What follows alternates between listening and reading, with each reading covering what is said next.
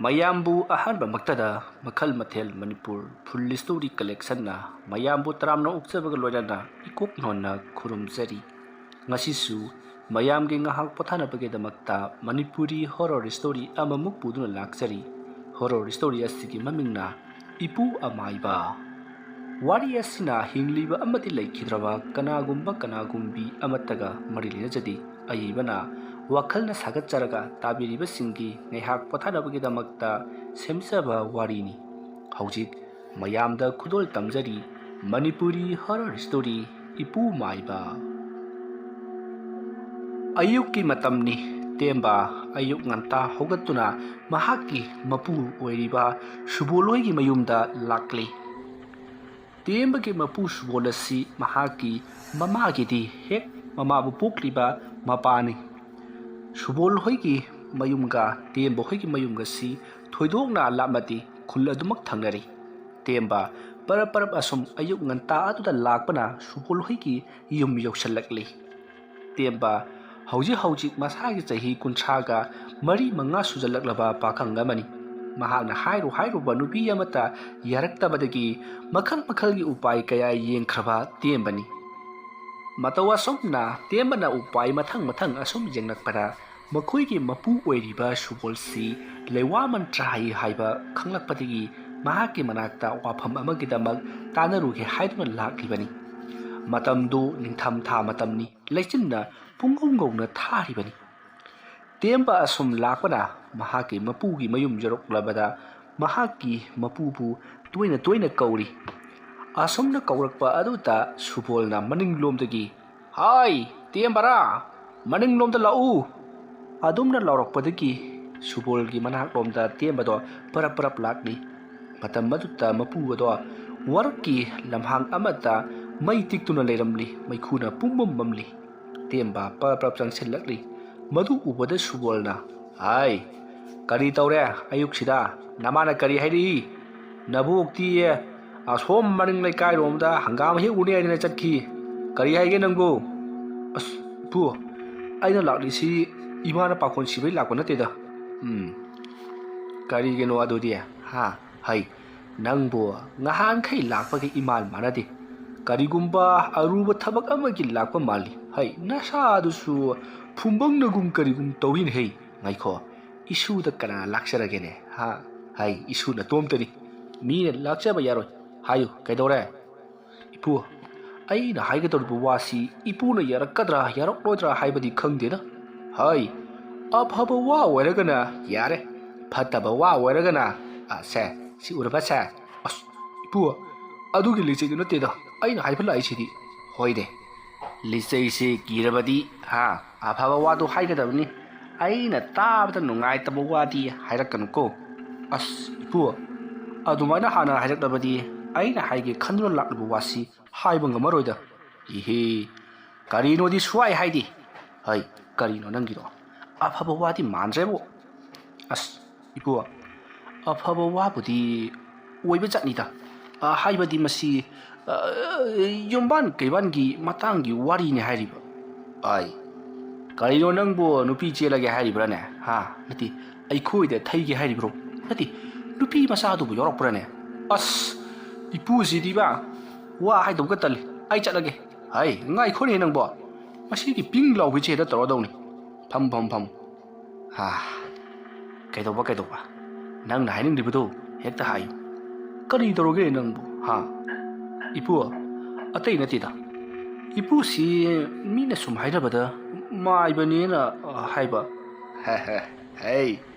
ꯑꯩꯁꯤ ꯃꯥꯏꯕꯅꯤꯅꯦꯍꯩ." "ꯅꯠꯇꯦ, ꯅꯪꯕꯨ ꯍꯟꯗꯛꯇ ꯈꯪꯂꯤꯕ꯭ꯔꯥꯅꯦ? ꯅꯪꯅ ꯅꯁꯥ ꯅꯨꯡꯉꯥꯏꯔꯛꯇꯕ ꯂꯥꯏꯍꯧ ꯍꯧꯔꯛꯄ ꯃꯇꯝꯗ ꯑꯩꯅ ꯍꯦꯛ ꯈꯨꯔꯨꯝꯕꯤꯔꯤꯕꯗꯨꯕꯨ ꯅꯠꯇꯦ, ꯅꯪꯕꯨ ꯀꯥꯎꯔꯕ꯭ꯔꯣ?" "ꯑꯁ ꯏꯄꯨ, ꯑꯩꯗꯤ ꯏꯄꯨꯁꯤ ꯃꯥꯏꯕꯅꯦꯕꯨ ꯈꯟꯗꯦꯗ, ꯆꯨꯝꯅꯒꯤ ꯂꯩꯋꯥ ꯃꯟꯇ꯭ꯔ ꯈꯔ ꯍꯩꯕ ꯑꯗꯨꯒꯨꯝꯕ ꯑꯣꯏꯅ ꯈꯜꯂꯨꯔꯦ." "ꯑꯗꯣ ꯍꯧꯖꯤꯛ ꯃꯥꯏꯕꯅꯦ ꯈꯪꯂꯦ, ꯀꯩꯗꯧꯒꯦ ꯍꯥꯏꯕ?" "ꯑꯗꯨ ꯏꯄꯨ, ꯅꯨꯄꯤ ꯐꯥꯅꯅꯕ ꯂꯩꯋꯥꯒꯗꯤ..." "ꯍꯩ, ꯃꯗꯨꯕꯨ ꯅꯪꯕꯨ ꯄꯥꯝꯕ꯭ꯔꯅꯦ? ꯅꯠꯇꯦ, ꯅꯪꯅ ꯄꯥꯝꯖꯕ ꯅꯨꯄꯤꯒ ꯂꯩꯕ꯭ꯔꯣ?" "ꯍꯣꯏ ꯏꯄꯨ, ꯂꯩ.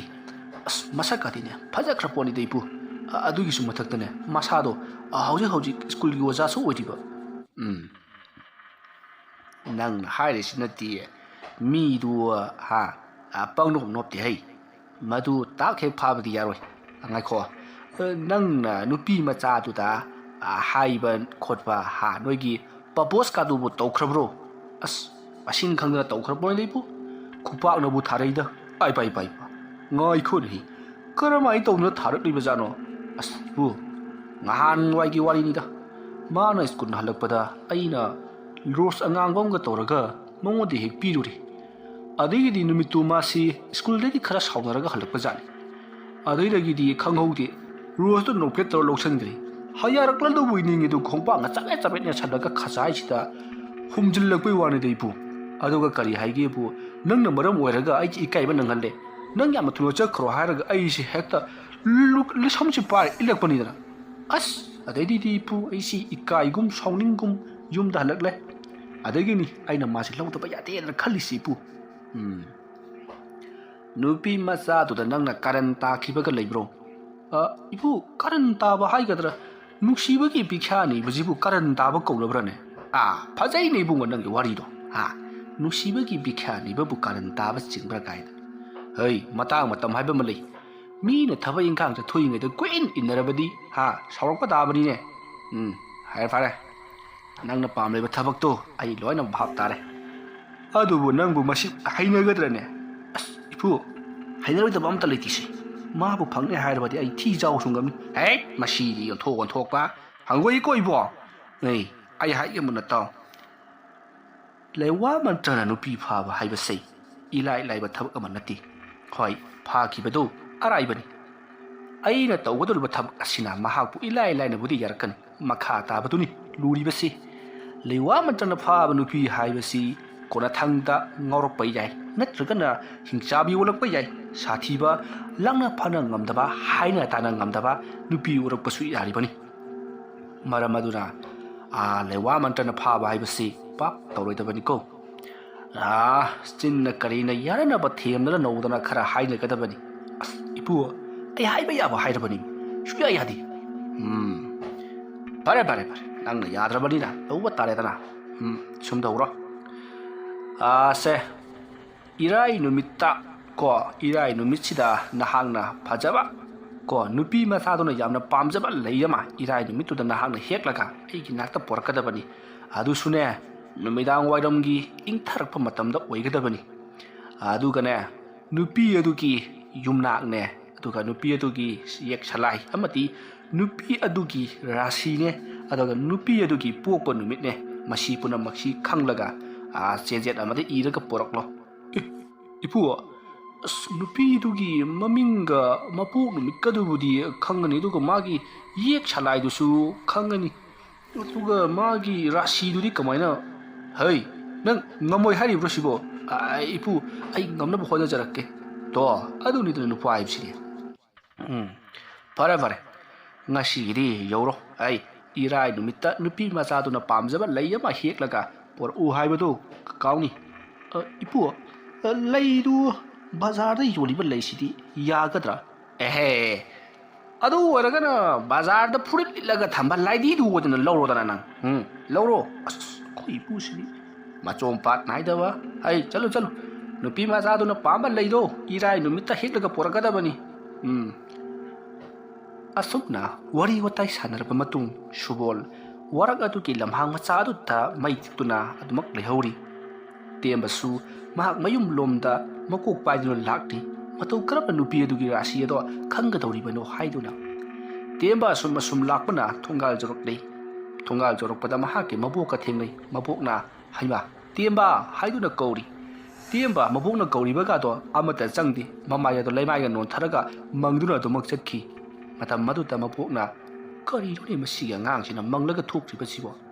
mapuga marayamuk tawnaramani asukna hairaga mabokto adumak changki temba asum lakpana mahak lambi adugi chitaida asum lakpada mahaki mamannaba ama thengnari mamannaba duna temba hey tembo how kainu nang mangal laidu ketoroge ai ma thayam saba thabam torini kaino nati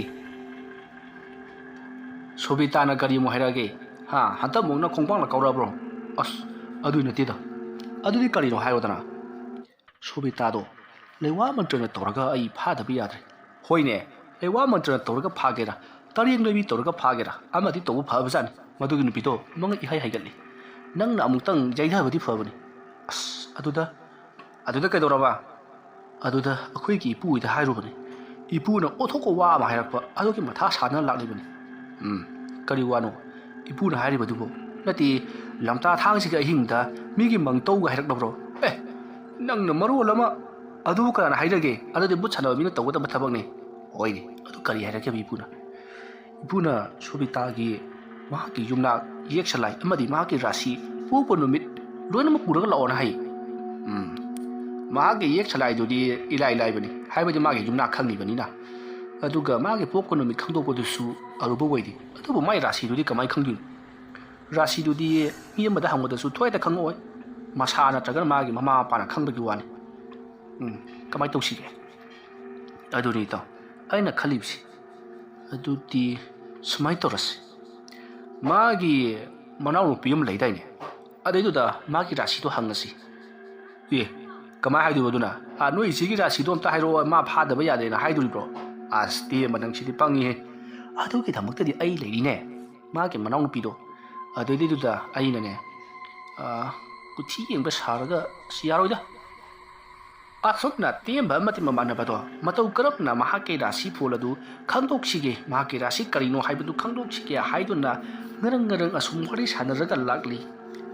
asumna asum lakpana haujikti Sobita hoina puriba school do yoksilakli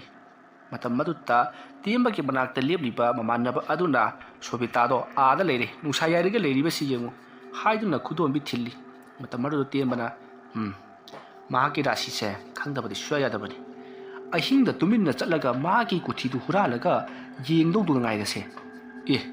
nang mai kuthi du kai da thame nang khambro kuthi du bu pumung da habam da di kai thamune gene Sobita ge kuthi ni jang kamai khangdino ha imu da le riba kuthi punam mak tu huralaga yengadi nonga mana hani ne bo asum na makhoi ni na wari sanaduna asum masum leiri ngai Sobita na tiemba bu uri matam madu Sobita tiemba da mit ato phaina yengam laga ma class manung lom da sangkhri matam madu tiemba na leire kainu gi akhoi ki makhal kai ki kuthi yengba ibu choutu magi manakta ngahan kuthi yengba la amena haibani Sobita do ma di khangwe rasi do mungoda hangusiro as mi mayam ma yengmri na khangam ga do mandi atubu hangudi hangusi asumna tiemba amadi makhoi ani mamanaba adu ka loina na makhoi ki kuthi yengba miwi adu ki manakta laktuna Sobita ki rasi do hangli matam madu ta miwi adu na karigino mahaki rasi hangli bado haiduna hangakli matam madu ta tiemba na nupi ado mana pharaga lewa mantra tawduna lowga dori bani haiduna thamoi sengna duma haidokli matam madu da kuthi yeng misak aduna to madu gi thabak to khwai de ki phattaba thabak ni nahang adumna lowru badi nupi ado mamai thangda ngaw no phaina narakani madagi ti hena sathi ba saktam man lawraktuna mi phawwa hatpangam lakdori bani but pet ki saktam lawrak kadori bani mado tawrunu hairi matam madu ta ti mana suya yaba ko bol leitabada ki amaiba haibadi kuthi yeng liba misak aduna su mahaki rasi do pipirakli mado lupa lising ani go onari bani masiki matung tiemba lupa lising ali do piram laba matung ta rasi phol do asi amade isingduna mahak lakli matam de asum hau khibana hojikti irai numit joksilakli matam madu da tiemba na Sobita ki mamanabi maga school he hek chaminaba ojanupi amata Sobita da khwaidagi pamjaba leise karamba leino haidun hangi matam adutta Sobita ki mamanabi aduna Sobita na khwaidagi pamjaba leise Rose angobuduni hairakhi matam madu tiemana Rose angang ba waradi khrasu phagataba khwaidagi luba layama oina paman misina kamdori jano hadana matomte isau langjari matam madu ta Sobita ki mamanabi na kari torobagi haidun hangi tiemana kasu tawdira mongoda khudol pige tawbani haramlaga adumak tu lakle asum lakpana hojikti tiemana Rose ngoba se kadai degi thigidoribanu haiduna mahak yamna wana thikhi kaina thangta Rose ngoba do phanglabada irai numita hektuna mahaki Sobitagi maming matha amati rasi phol na chingba punamak puraduna mahaki mapu subol gi mayumda lakli matam maruta subol to mahuksa gi mahuksa warak aduta yosabi ama thangkatlaga maruda mai hogatuna ising lumduna lerami mahangasi lai khoirumba gi thapak ama chatkadori banina iruja maithajaraga chatabadi yadi haiduna ising lumlamli bani matam aduta temana parprap lakpada mahaki mabok to Manggol aduta mana masing khara sanduktuna madupu saruna thauri masa ama semlaga mathang punduna leramli matam adu temana ipu kadai leibagi haiduna hangakpada warakta leramgani haibadagi temba mafam khangbanina parapar adumak lakli subolna temba lakpu ubada nokphet tawraga laklabra to la nang shodana lakane haibase ai khanglibani ha aina haiba potlam jeram duri suraba natro hoi suripu masi mayam de thibadane aine achop parikha ba thaba ka chap manarabani wadana di nungai ba hamadi nei pa pangjaba potu phange hairabadi napangkal sukhar tingba mathau taiko kadai magi leido karai no ipu leido sida le nangi leisi phajai de nupi do masak phajaram gani kadai mahaki puakpa numit rasi amati mahaki yek sanai yumna ka to piro da to ipu sida leri khuman ni ne arai badi wero heibo to nati phare polom chelom singsei thanamo adu kane nahak hayeng numidang wairam du pung ahum muk taba do aida lau adu kane laise nupi dugi mananganda nahakna thongadabani ai soi laktana atupadaga pankhrabadi atupadu ko nongonda kenjalakadori bani haibo hai hui de yenda atopa jibada thomu bu yaba nati ipu madu bu kamai thomdunu leido mongono thomure na khalo adum ilai na mi dum khangdo le hai adu khangna thabak to tawba thabni ne ha nang numidang da thongera ha adi kaido apamba matam amada thomune hai mi di khangba yaroi ai thabak asida ai jenaraklabadi bo nang hingoi hai bo ipu horen dang waram ona lopa lakchage ai yaroi ai ngasi thabak chakadaba lei ahing da sole hairaga hayeng lopa lakadabani chalo ipu tawo thabak tu arai badi woro tawrise hayeng che dum thomudabro ipu nangna matang chaba mata thomba yai tawdabu hariba layase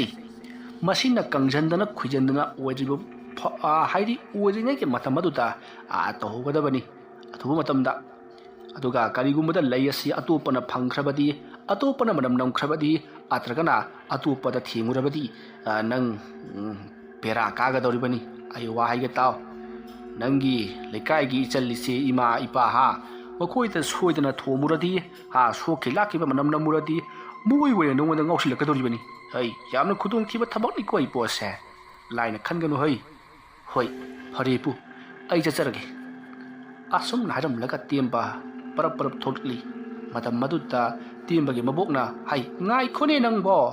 asum na hairaga temba bu khamtuna wari watai ngak sanaraba matungta temba mayum lomda halakhi mathangin numitki numidang waramni temba subolgi mayumda laktuna lei ado lorari lei ado section na pairaba matungda temba mayum lomda parpar ulakli aduga matau karapna sobitagi mananganda thomsigi haiduna wakhal mawon khali aduga amaromda sobitada mahangna thomluraba matungda sobitada mangonda karamba mawonda yarkadori banu haiduna su babukningdo yamna langjari asumla asum tawduna matamdi asum haukri temada mahaki lei ado thumbadi sungam ngamkhidi matamdi asum haukibana thama henjankhri temba matau karapna thomsigi haiduna wakhal mawon khallibani mahaki mamannaba ngahan thengnakiba udaga su tanarabani adubu mahana chappa matamda ayama matamda miga dum loinaba amati mahaki matungta temana inaruba haibasi yamna khudung thiningai oibanina hektamak inabasu yadi karigumda lei ado manangana thomu matamda wonthoktuna yengthorokpada lei ado taramlabadi karigumba khara tawre haibase sobita apangba mina taharina ilai laina khangadoribani ꯃꯔꯝ ꯑꯗꯨꯅ ꯋꯥꯊꯣꯛ ꯂꯥꯟꯊꯣꯛ ꯊꯣꯛꯀꯗ꯭ꯔꯥ ꯍꯥꯏꯗꯨꯅꯁꯨ ꯀꯤꯔꯤꯕꯅꯤ꯫ ꯑꯁꯨꯝꯅ ꯑꯁꯨꯝ ꯇꯧꯗꯨꯅ ꯃꯇꯝ ꯍꯧꯈꯤꯕꯅ ꯃꯈꯣꯏꯒꯤ ꯂꯩꯀꯥꯏ ꯑꯗꯨꯗ ꯌꯥꯝꯅ ꯊꯥꯖꯗꯅ ꯐꯤꯂꯝ ꯀꯥꯞꯄꯒꯤ ꯊꯕꯛ ꯑꯃ ꯄꯥꯏꯈꯠꯂꯛꯈꯤ꯫ ꯍꯥꯏꯕꯗꯤ ꯂꯝꯄꯥꯛ ꯑꯆꯧꯕ ꯑꯃꯗ ꯐꯤꯂꯝ ꯑꯃ ꯀꯥꯞꯀꯅꯤ ꯍꯥꯏꯗꯨꯅ ꯋꯥ ꯂꯥꯎꯅꯔꯛꯈꯤ꯫ ꯃꯁꯤꯗꯒꯤꯗꯤ ꯐꯤꯂꯝ ꯌꯦꯡꯕꯗꯣ ꯁꯣꯕꯤꯇꯥ ꯁꯣꯏꯗꯅ ꯆꯠꯀꯅꯤ ꯍꯥꯏꯕꯁꯦ ꯇꯦꯝꯕ ꯈꯪꯕꯗꯒꯤ ꯅꯨꯃꯤꯠ ꯑꯗꯨꯒꯤ ꯅꯨꯃꯤꯗꯥꯡ ꯑꯗꯨꯒꯤ ꯈꯨꯗꯣꯡꯆꯥꯕ ꯑꯗꯨ ꯂꯧꯔꯒ ꯊꯣꯝꯍꯧꯔꯒꯦ ꯍꯥꯏꯗꯨꯅ ꯈꯜꯂꯤ꯫ ꯇꯦꯝꯕꯅ ꯈꯜꯂꯤꯕ ꯊꯕꯛ ꯑꯗꯨꯃꯛ ꯃꯥꯏ ꯄꯥꯛꯈꯤ꯫ ꯃꯈꯣꯏꯅ ꯐꯤꯂꯝ ꯌꯦꯡꯕ ꯂꯥꯛꯄꯗ ꯃꯥꯒꯤ ꯃꯅꯪꯒꯟꯗ ꯍꯥꯏꯕꯗꯤ ꯁꯣꯕꯤꯇꯥꯒꯤ ꯃꯅꯪꯒꯟꯗ ꯇꯦꯝꯕꯅ ꯄꯥꯏꯔꯛꯄ ꯂꯩ ꯑꯗꯣ ꯊꯣꯝꯕꯗꯒꯤ ꯁꯣꯕꯤꯇꯥꯒꯤ ꯃꯅꯪꯒꯟꯗ ꯄꯥꯟꯈꯤ꯫ ꯃꯗꯨꯒꯤ ꯃꯇꯨꯡ ꯇꯦꯝꯕ ꯌꯥꯝꯅ ꯍꯔꯥꯎꯅ ꯃꯌꯨꯝ ꯂꯣꯝꯗ ꯍꯜꯂꯛꯈꯤ꯫ ꯃꯊꯪꯒꯤ ꯅꯨꯃꯤꯠꯀꯤ ꯑꯌꯨꯛꯅꯤ꯫ ꯇꯦꯝꯕ ꯌꯥꯝꯅ ꯍꯔꯥꯎꯅ ꯁꯨꯕꯣꯜ ꯍꯣꯏꯒꯤ ꯃꯌꯨꯝꯗ ꯂꯥꯛꯂꯤ꯫ ꯃꯄꯨ ꯁꯨꯕꯣꯜꯒꯤ ꯃꯌꯨꯝ ꯌꯧꯔꯕꯗ ꯇꯦꯝꯕꯅ ꯋꯥꯐꯝ ꯄꯨꯝꯅꯃꯛ ꯍꯥꯏꯔꯤ꯫ ꯍꯧꯖꯤꯛꯇꯤ ꯅꯤꯡꯊꯝ ꯊꯥꯒꯤ ꯃꯇꯝ ꯂꯣꯏꯁꯤꯜꯂꯛꯂꯕꯅꯤꯅ ꯈꯔꯁꯨ ꯁꯥꯒꯠꯂꯛꯂꯕ ꯃꯇꯝꯅꯤ꯫ ꯃꯇꯝ ꯑꯗꯨꯗ ꯇꯦꯝꯕꯒꯤ ꯋꯥꯐꯝ ꯄꯨꯝꯅꯃꯛ ꯇꯥꯔꯕꯗ ꯁꯨꯕꯣꯜꯅ ꯉꯔꯥꯡ ꯅꯪꯅ ꯊꯣꯡꯈ꯭ꯔꯕꯅꯤꯅ ꯉꯁꯤ ꯑꯌꯨꯛ ꯑꯁꯤꯗ ꯁꯣꯏꯗꯅ ꯇꯪ ꯇꯥꯕ ꯑꯃꯗꯤ ꯈꯪꯂꯔꯩꯅꯤ꯫ ꯅꯠꯇꯦ ꯅꯪꯕꯨ ꯃꯥꯒꯤ ꯃꯅꯥꯛꯇꯒ ꯆꯠꯂꯨꯔꯕ꯭ꯔꯣ? ꯑꯁ ꯏꯄꯨ ꯑꯩ ꯆꯠꯂꯨꯗ꯭ꯔꯤꯗ꯫ ꯊꯃꯣꯏꯒꯥꯁꯦ ꯆꯤꯛ ꯆꯤꯛ ꯂꯥꯎꯔꯗꯅ ꯏꯁꯥꯒꯥꯁꯤ ꯅꯤꯛꯀꯨꯝ ꯀꯔꯤꯒꯨꯝ ꯁ꯭ꯋꯥꯏ ꯂꯥꯎꯔꯗꯅ ꯀꯩꯅꯣꯝ ꯇꯧꯏꯗꯤ ꯏꯄꯨ꯫ ꯑꯗꯣ ꯏꯄꯣ ꯁꯤꯗ ꯄꯥꯟꯕꯒꯤꯅꯤꯅꯦ ꯍꯩ ꯆꯠꯂꯨ ꯃꯥꯒꯤꯅꯦ ꯀꯔꯤ ꯑꯍꯣꯡꯕ ꯂꯩꯕꯒꯦ ꯍꯥꯏꯕꯗꯣ ꯅꯪ ꯌꯦꯡꯂꯨꯆꯣ꯫ ꯑꯗꯨꯝꯅ ꯍꯥꯏꯔꯛꯄꯗꯨꯗ ꯇꯦꯝꯕ ꯄꯨꯡ ꯌꯦꯡꯉꯤ꯫ ꯃꯇꯝꯗꯣ ꯑꯌꯨꯛꯀꯤ ꯄꯨꯡ 10 ꯈꯔ ꯍꯦꯜꯂꯛꯂꯤ꯫ ꯇꯦꯝꯕ ꯁꯣꯕꯤꯇꯥꯅ ꯄꯨꯔꯤꯕ ꯁ꯭ꯀꯨꯜ ꯑꯗꯨꯗ ꯃꯍꯥꯛ ꯆꯠꯂꯒꯦ ꯈꯟꯗꯨꯅ ꯃꯍꯥꯛ ꯄꯔꯞ ꯂꯥꯛꯂꯤ꯫ ꯃꯍꯥꯛꯅ ꯁꯨꯝ ꯂꯥꯛꯄ ꯃꯇꯝꯗ ꯁꯣꯕꯤꯇꯥ ꯃꯍꯥꯛ ꯁ꯭ꯀꯨꯜꯒꯤ ꯁꯥꯟꯅꯕꯨꯡ ꯑꯗꯨꯒꯤ ꯂꯝꯄꯥꯛ ꯃꯆꯤ ꯑꯃꯗ ꯃꯈꯣꯏ ꯑꯣꯖꯥꯁꯤꯡ ꯄꯔꯦꯡ ꯂꯦꯞꯂꯒ ꯅꯨꯡꯁꯥ ꯌꯥꯏꯔꯤꯕꯗꯨ ꯎꯔꯤ꯫ ꯃꯗꯨ ꯎꯕꯗ ꯇꯦꯝꯕꯅ ꯁꯣꯕꯤꯇꯥꯁꯦ ꯑꯥꯗ ꯂꯩꯔꯁꯦ꯫ ꯃꯥꯅ ꯀꯔꯤꯒꯨꯝꯕ ꯌꯦꯡꯊꯣꯔꯛꯂꯕꯗꯤ ꯀꯔꯤꯒꯨꯝꯕ ꯈꯔꯗꯤ ꯁꯣꯏꯗꯅ ꯈꯪꯂꯒꯅꯤꯁꯦ꯫ ꯑꯁꯨꯝꯅ ꯇꯦꯝꯕꯅ ꯋꯥꯈꯜ ꯈꯜꯂꯒ ꯂꯦꯞꯂꯒ ꯂꯩꯔꯤꯉꯩ ꯁꯣꯕꯤꯇꯥ ꯐꯠ ꯌꯦꯡꯊꯣꯔꯛꯄꯗꯨꯒ ꯃꯄꯥ ꯆꯥꯅꯔꯤ꯫ ꯇꯦꯝꯕ ꯈꯪꯄ꯭ꯔꯦꯛ ꯈꯪꯉꯤ꯫ ꯍꯨꯔꯥꯟꯕ ꯑꯃꯅ ꯃꯄꯨ ꯎꯕꯗ ꯁ꯭ꯋꯥꯏ ꯂꯥꯎꯕꯒꯨꯝ ꯃꯁꯥꯗꯣ ꯅꯤꯡꯀꯣꯛ ꯅꯤꯡꯖꯤꯡ ꯃꯥꯡꯖꯤꯡ ꯀꯤꯊꯤꯛ ꯀꯤꯔꯨꯝ ꯇꯧꯔꯤ꯫ ꯃꯇꯝ ꯑꯗꯨꯗ ꯁꯣꯕꯤꯇꯥꯅ ꯇꯦꯝꯕꯗ ꯍꯥꯏꯐꯦꯠ ꯆꯦꯡꯂꯝꯂꯒ ꯅꯣꯛꯐꯦꯠ ꯇꯧꯗꯨꯅ ꯃꯃꯥꯏ ꯑꯗꯣ ꯂꯩꯁꯤꯟꯈꯤꯕꯗꯨ ꯎꯕꯗ ꯇꯦꯝꯕ ꯍꯔꯥꯎꯈꯤꯕꯅ ꯀꯔꯤꯅꯣꯃ ꯇꯧꯔꯤ꯫ ꯅꯨꯃꯤꯗꯥꯡ ꯋꯥꯏꯔꯝ ꯁ꯭ꯀꯨꯜ ꯁꯨꯇꯤ ꯊꯥꯕ ꯉꯥꯏꯔꯒ ꯋꯥꯔꯤ ꯈꯔꯗꯤ ꯁꯥꯔꯒꯦ ꯈꯜꯂꯗꯨꯅ ꯃꯍꯥꯛ ꯃꯌꯨꯝ ꯂꯣꯝꯗ ꯍꯔꯥꯎ ꯆꯠꯈꯤ꯫ ꯃꯁꯤꯒꯤ ꯃꯇꯨꯡ ꯅꯨꯃꯤꯗꯥꯡ ꯋꯥꯏꯔꯝꯒꯤ ꯃꯇꯝꯗ ꯇꯦꯝꯕꯅ ꯁꯣꯕꯤꯇꯥꯗ ꯃꯍꯥꯛꯀꯤ ꯊꯃꯣꯏꯒꯤ ꯋꯥꯐꯝꯁꯤꯡ ꯍꯥꯏꯖꯔꯨꯕꯗ ꯁꯣꯕꯤꯇꯥꯅꯁꯨ ꯍꯔꯥꯎ ꯌꯥꯕꯤꯔꯛꯈꯤ꯫ ꯅꯍꯥꯛꯀꯤ ꯑꯅꯝ ꯀꯟꯕ ꯅꯤꯡꯍꯟꯅꯕ ꯂꯩꯇꯕ ꯅꯤꯡꯉꯥꯏ ꯆꯥꯎꯕ ꯃꯇꯧ ꯑꯁꯤꯅ ꯑꯩꯒ ꯅꯪꯕꯨ ꯊꯃꯣꯏ ꯁꯦꯡꯅ ꯅꯨꯡꯁꯤꯔꯦ ꯍꯥꯏꯗꯨꯅ ꯁꯣꯕꯤꯇꯥꯅ ꯌꯥꯊꯣꯔꯛꯈꯤ꯫ ꯃꯇꯧ ꯑꯁꯨꯝꯅ ꯇꯦꯝꯕ ꯑꯃꯗꯤ ꯁꯣꯕꯤꯇꯥ ꯍꯞꯇꯥ ꯑꯃ ꯈꯔ ꯍꯦꯟꯅ ꯅꯨꯡꯁꯤꯅꯔꯕ ꯃꯇꯨꯡꯗ ꯆꯦꯟ ꯆꯣꯡꯕ ꯇꯧꯗꯨꯅ ꯂꯨꯍꯣꯡ ꯈꯣꯡꯗꯣꯡꯕꯒꯤ ꯊꯕꯛꯇ ꯆꯠꯊꯈꯤ꯫ ꯊꯧꯗꯣꯛ ꯑꯁꯤꯒꯤ ꯃꯇꯨꯡ ꯆꯍꯤ 4 ꯍꯧꯈ꯭ꯔꯦ꯫ ꯍꯧꯖꯤꯛꯇꯤ ꯇꯦꯝꯕ ꯃꯆꯥꯅꯨꯄꯥ ꯑꯃ ꯐꯪꯖꯗꯨꯅ ꯌꯥꯝꯅ ꯍꯔꯥꯎ ꯅꯨꯡꯉꯥꯏꯅ ꯏꯃꯨꯡ ꯑꯗꯣ ꯂꯩꯔꯤ꯫ ꯃꯇꯝꯗꯤ ꯑꯁꯨꯝ ꯍꯧꯈꯤꯕꯅ ꯍꯧꯖꯤꯛꯇꯤ ꯆꯍꯤ ꯈꯔ ꯍꯧꯖꯤꯟꯈ꯭ꯔꯤ꯫ ꯆꯍꯤ 10ꯃꯨꯛ ꯁꯨꯔꯛꯄ ꯑꯗꯨꯋꯥꯏꯗ ꯁꯣꯕꯤꯇꯥ ꯍꯥꯟꯅꯒ ꯃꯥꯟꯅꯗꯕ ꯃꯑꯣꯡꯗ ꯀꯔꯤꯅꯣꯃ ꯏꯇꯧ ꯇꯧꯔꯛꯈꯤ꯫ ꯑꯍꯤꯡ ꯍꯧꯒꯠꯇꯨꯅ ꯃꯁꯥ ꯃꯇꯣꯝꯇ ꯃꯨꯔꯨꯝ ꯁꯣꯟꯗꯨꯅ ꯃꯁꯥ ꯃꯇꯣꯝꯇ ꯏꯁꯧ ꯄꯪꯂꯥꯡꯗ ꯂꯥꯡꯖꯕ ꯀꯔꯤꯅꯣꯕ ꯍꯥꯏꯔꯨꯔꯕꯁꯨ ꯐꯦꯠ ꯂꯥꯎꯕ ꯅꯍꯥꯟ ꯃꯈꯩꯒ ꯃꯥꯟꯅꯗꯕ ꯃꯑꯣꯡ ꯑꯃ ꯇꯧꯕ ꯍꯧꯔꯛꯈꯤ꯫ ꯃꯇꯝ ꯑꯗꯨꯗ ꯇꯦꯝꯕꯅ ꯀꯔꯤꯅꯣꯅꯦ ꯑꯩꯒꯤ ꯅꯨꯄꯤ ꯁꯣꯕꯤꯇꯥ ꯑꯁꯤꯕꯨ ꯅꯍꯥꯟ ꯃꯈꯩꯒ ꯃꯥꯟꯅꯗꯕ ꯃꯑꯣꯡ ꯑꯃ ꯏꯇꯧ ꯇꯧꯏꯗ꯫ ꯑꯁꯨꯝꯅ ꯇꯦꯝꯕꯅ ꯈꯜꯂꯛꯂꯤꯕꯁꯤ ꯐꯅ ꯀꯨꯏꯔꯕꯅꯤ꯫ ꯃꯃꯥꯡꯒꯤ ꯃꯇꯝꯗ ꯃꯍꯥꯛꯅ ꯂꯩꯋꯥ ꯃꯟꯇ꯭ꯔ ꯁꯤꯖꯤꯟꯅꯗꯨꯅ ꯁꯣꯕꯤꯇꯥꯗ ꯇꯧꯈꯤꯕ ꯊꯕꯛ ꯑꯗꯨ ꯃꯇꯝ ꯀꯨꯏꯔꯛꯂꯕꯅꯤꯅ ꯃꯍꯥꯛ ꯀꯥꯎꯊꯣꯛꯄꯒꯨꯝ ꯇꯧꯔꯤ꯫ ꯅꯨꯃꯤꯠꯇꯨ ꯇꯦꯝꯕ ꯃꯍꯥꯛ ꯊꯕꯛ ꯋꯥꯅ ꯆꯠꯂꯨꯔꯒ ꯉꯥ ꯑꯆꯧꯕ ꯑꯃ ꯂꯩꯗꯨꯅ ꯁꯣꯕꯤꯇꯥ ꯑꯃꯗꯤ ꯃꯍꯥꯛꯀꯤ ꯃꯆꯥꯁꯤꯡꯒ ꯆꯥꯃꯤꯟꯅꯅꯕꯒꯤꯗꯃꯛꯇ ꯌꯥꯝꯅ ꯍꯔꯥꯎꯅ ꯂꯥꯛꯄ ꯅꯨꯃꯤꯠꯅꯤ꯫ ꯃꯇꯝꯗꯨ ꯅꯨꯃꯤꯗꯥꯡ ꯋꯥꯏꯔꯝꯒꯤ ꯄꯨꯡ 5 ꯈꯔ ꯍꯦꯟꯕꯗꯃꯛ ꯉꯥꯏꯔꯤꯕꯅꯤ꯫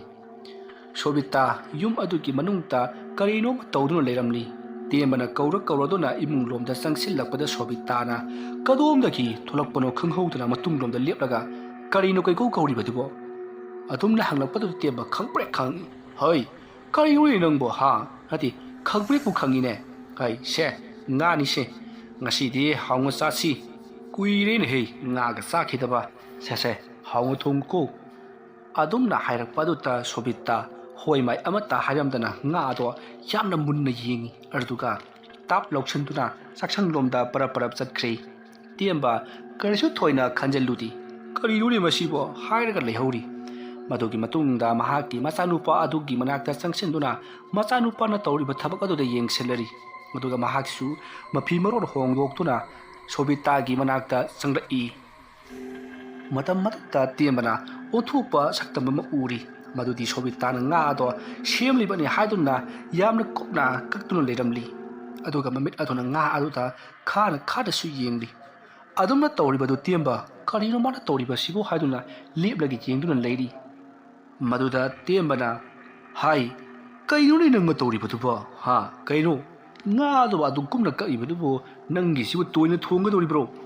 ꯑꯗꯨꯝꯅ ꯍꯪꯂꯛꯄ ꯑꯗꯨꯗ ꯁꯣꯕꯤꯇꯥꯅ ꯇꯦꯝꯕꯗ ꯃꯨꯟꯅ ꯌꯦꯡꯂꯛꯏ ꯑꯁꯨꯝꯅ ꯌꯦꯡꯂꯝꯂꯒ ꯉꯥ ꯑꯗꯨꯗ ꯑꯃꯨꯛ ꯌꯦꯡꯈ꯭ꯔꯦ ꯑꯗꯨꯒ ꯉꯥ ꯑꯗꯨꯒꯤ ꯃꯀꯣꯛ ꯑꯗꯨ ꯄꯥꯏꯈꯠꯂꯒ ꯃꯌꯥꯅ ꯆꯤꯛꯇꯨꯅ ꯆꯥꯕꯒꯨꯝ ꯇꯧꯈꯠꯂꯛꯂꯤ ꯑꯗꯨꯝꯅ ꯇꯧꯔꯛꯄꯗꯨ ꯇꯦꯝꯕ ꯏꯄꯥ ꯄꯥꯈꯠꯅ ꯍꯥꯏ ꯀꯩꯗꯧꯔꯒꯦ ꯅꯪꯕꯣ ꯑꯁꯨꯝꯅ ꯍꯥꯏꯔꯒ ꯆꯦꯟꯁꯤꯜꯂꯒ ꯉꯥ ꯑꯗꯨꯒꯤ ꯃꯀꯣꯛ ꯑꯗꯣ ꯇꯥꯞ ꯂꯥꯎꯅ ꯃꯨꯜꯂꯤ 이행 나이행 ꯇꯩꯔꯕ ꯆꯤꯝꯕꯥꯜ ꯑꯗꯨꯅ ꯍꯤꯒꯠꯂꯛꯂꯒ ꯀꯩꯗꯧꯔꯒꯦ ꯑꯁꯨꯝꯅ ꯍꯥꯏꯔꯛꯄꯗ ꯇꯦꯝꯕꯅ ꯍꯣꯏ ꯀꯩꯗꯧꯔꯒꯦꯕꯨ ꯀꯩꯅꯣ ꯅꯪꯅ ꯉꯥ ꯑꯁꯤꯕꯨ ꯍꯤꯡꯅ ꯆꯥꯔꯤꯕꯁꯤꯕꯨ ꯀꯔꯤꯒꯤꯅꯣ ꯍꯥꯏꯕꯅꯤ ꯑꯗꯨꯝꯅ ꯍꯥꯏꯔꯛꯄꯗ ꯁꯣꯕꯤꯇꯥ ꯍꯧꯖꯤꯛꯀꯗ ꯋꯥꯈꯜ ꯈꯪꯂꯥꯛ ꯂꯥꯛꯄꯒꯨꯝ ꯑꯩ ꯍꯩꯃꯥ ꯀꯩꯅꯣ ꯇꯧꯔꯤꯁꯤꯕꯣ ꯑꯁꯨꯝꯅ ꯍꯥꯏꯔꯒ ꯃꯆꯤꯟ ꯑꯗꯣ ꯐꯤꯖꯤ ꯑꯗꯨꯅ ꯇꯩꯊꯣꯛꯂꯤ ꯑꯗꯨꯒ ꯃꯅꯤꯡ ꯊꯣꯡꯂꯣꯝꯗ ꯆꯦꯟꯊꯣꯛꯈ꯭ꯔꯒ ꯃꯍꯥꯛ ꯇꯞ ꯇꯥꯕ ꯃꯈꯩ ꯑꯣꯔꯤ ꯇꯦꯝꯕ ꯁꯣꯕꯤꯇꯥꯅ ꯇꯧꯔꯤꯕꯁꯦ ꯀꯔꯤꯅꯣ ꯈꯜꯂꯨꯕꯗ ꯃꯍꯥꯛ ꯒ꯭ꯌꯥꯟ ꯇꯥꯗꯦ ꯀꯔꯤꯒꯨꯝꯕ ꯑꯃꯗꯤ ꯂꯩꯔꯦ ꯈꯜꯂꯗꯨꯅ ꯃꯍꯥꯛ ꯁꯣꯕꯤꯇꯥꯒꯤ ꯃꯅꯥꯛꯇ ꯂꯥꯛꯇꯨꯅ ꯏꯁꯤꯡ ꯈꯔ ꯄꯤꯔꯤ ꯁꯣꯕꯤꯇꯥ ꯏꯁꯤꯡ ꯑꯗꯨꯅ ꯇꯦꯡꯊꯣꯛꯂꯒ ꯀꯔꯤꯅꯣ ꯕꯩꯅ ꯇꯧꯔꯝꯃꯤꯁꯤꯕꯣ ꯅꯠꯇꯦ ꯇꯥꯃꯣꯅ ꯑꯩꯉꯣꯟꯗ ꯇꯧꯔꯤꯔꯕꯁꯦ ꯍꯥꯏ ꯀꯗꯥꯏꯗꯒꯤ ꯇꯧꯕꯅꯣꯅꯦ ꯍꯥ ꯑꯩꯗꯤ ꯅꯪꯉꯣꯟꯗ ꯉꯥꯗꯤ ꯄꯤꯔꯒ ꯊꯣꯡꯉꯣꯗꯨꯅ ꯄꯤꯈꯤꯕꯅꯤ ꯑꯗꯨꯒ ꯅꯪꯅ ꯌꯦꯡꯉꯨꯇꯨ ꯉꯥ ꯑꯁꯤꯁꯨ ꯀꯌꯥ ꯀꯨꯞꯅ ꯀꯛꯏꯕ ꯑꯗꯨꯒ ꯅꯪꯅ ꯃꯀꯣꯛ ꯑꯁꯤ ꯄꯥꯏꯈꯠꯂꯒ ꯆꯤꯛꯈ꯭ꯔꯤ ꯅꯠꯇ꯭ꯔꯣ ꯑꯗꯨꯝꯅ ꯍꯥꯏꯔꯛꯄꯗ ꯁꯣꯕꯤꯇꯥ ꯃꯥꯅ ꯇꯧꯈꯤꯕꯗꯣ ꯃꯪꯑꯣꯏ ꯍꯥꯋꯣꯏ ꯈꯔ ꯅꯤꯡꯁꯤꯡꯕꯒꯨꯝ ꯇꯧꯏ ꯑꯗꯨꯒ ꯀꯥꯎꯈꯤꯕꯅ ꯑꯌꯥꯝꯕꯅꯤ ꯃꯇꯝ ꯑꯗꯨꯗ ꯁꯣꯕꯤꯇꯥꯅ ꯑꯁ ꯈꯪꯗꯦꯗ ꯑꯩꯁꯦ ꯉꯥꯎꯔꯕ꯭ꯔꯥ ꯀꯩꯅꯣꯃ ꯑꯁꯨꯝꯅ ꯍꯥꯏꯔꯒ ꯉꯥ ꯑꯗꯣ ꯃꯈꯥ ꯇꯥꯅ ꯁꯦꯝꯅꯕ ꯇꯧꯔꯛꯄꯗ ꯇꯦꯝꯕꯅ ꯍꯥꯏ ꯀꯗꯥꯏ ꯑꯩ ꯑꯣꯏꯅ ꯁꯦꯝꯕꯤꯔꯒꯦ ꯅꯪ ꯆꯥꯛꯇꯣ ꯃꯩ ꯊꯥꯒꯠꯂꯛꯂꯣ ꯑꯁꯨꯝꯅ ꯍꯥꯏꯅꯔꯗꯨꯅ ꯍꯧꯖꯤꯛꯇꯤ ꯆꯥꯛ ꯊꯣꯡꯕꯗꯣ ꯍꯧꯈ꯭ꯔꯦ ꯁꯨꯕꯣꯅ ꯉꯥ ꯑꯗꯣ ꯃꯈꯥ ꯇꯥꯅ ꯁꯦꯝꯂꯗꯨꯅ ꯃꯈꯣꯏ ꯊꯣꯡꯃꯤꯗꯨꯅ ꯄꯨꯟꯅ ꯆꯥꯃꯤꯟꯅꯔꯤ